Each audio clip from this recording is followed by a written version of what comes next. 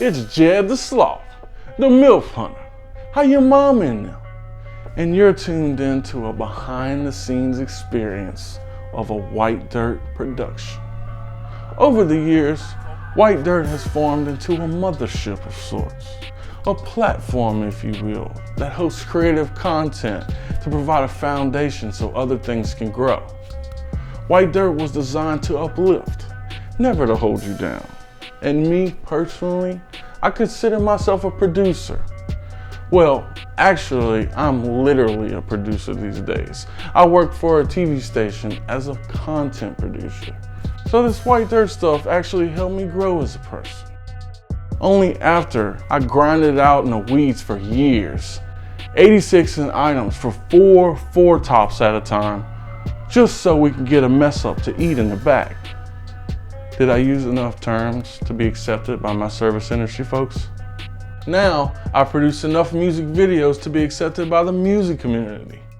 With the help of my buddy Lemony Allman, in this video, I'll take you behind the scenes of a project I produced for a song called Skin to Skin by 4MAGNITROUS. This was the second music video I produced for the group. The first was Pillars of Strength, where we shot at a functioning cement plant. Be sure to check that one out on my YouTube playlist, A Whitedirt Film. 4MAGNITROUS are pros. They always show up prepared and are really fun to work with. They vibe with my style and trust me, which helps me to work without restraint. But set and setting. Set and setting. Having a solid location for a music video shoot is crucial.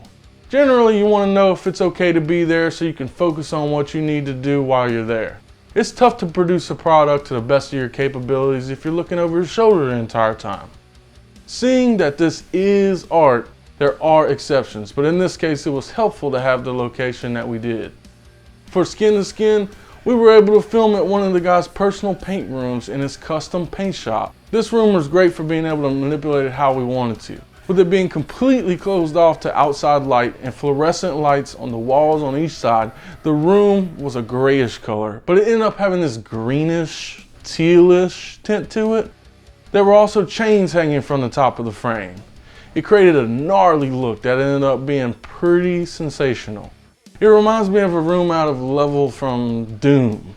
It's pretty hot in there as well, kind of how I feel one of those levels would be. This matched the heat of our tone. The tone of the shots were lush and heavy and sort of in a late 80s, early 90s style, similar to Total Recall or RoboCop. So I'm not really a GFX style video maker. At my core, I am a storyteller.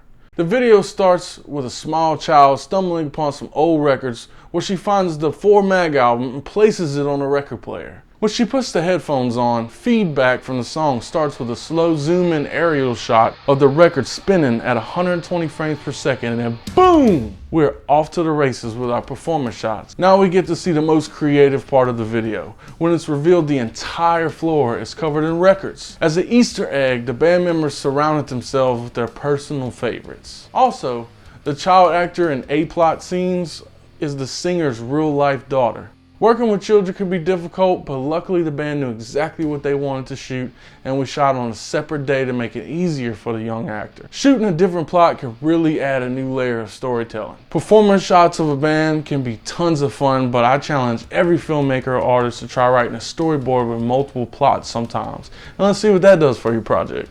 To keep it all the way truthful, performance shots are my favorite thing to film. You just let the band do their thing, you run through the same song a bunch of times, and it's actually this kind of unique experience that you go through with a band because it's so loud and there's no verbal communication. But there's like this energy you share with them while filming. There's really nothing else like it. At the same time, they had these certain records they didn't really want to get stepped on. So the whole time I'm trying my best to film while preserving these valuable records. As I did in the first video, Pillars of Strength, I used my Sigma 18-35mm and my vintage Vivitar 135. I really like shooting a band with the 135 vintage lens a lot. It adds another layer of tone to what's going on. Close-ups on faces and like slow motion cymbal hits show the emotion of that moment. I mean, take after take, these guys go hard. The two guitarists wear these coats the whole time and steady headbanging for like 15 takes. It's awesome, it's killer. So while I was shooting, I was already excited to grade this footage. I had my Dan Ludeman Z-Log LUT loaded into the monitor so I could see how rich it was gonna look. I shot this video on my workhorse, my Z-Cam E2 M4. Shout out Ken Sun Lu and the Z-Cam fam. Towards the end of the shoot, somebody suggested my first AC, if you will, Lemony Almond, to try some tricks with the lights, which actually turned out nice and gave me some depth when editing. For a second node, I added some film convert nitrate, as well as some grain overlays and film flashes. At the end of the performance edit, I still felt it was missing something. Then I remembered the stock video of some germs in a telescope that I'd used only on one small thing many years ago. And I've been looking for another opportunity to really utilize it, and it fit in great with this video. This shoot probably took 9-10 hours between both days, and probably double that to edit. So that's 30 hours of my life and energy given to a timeless project, which I love.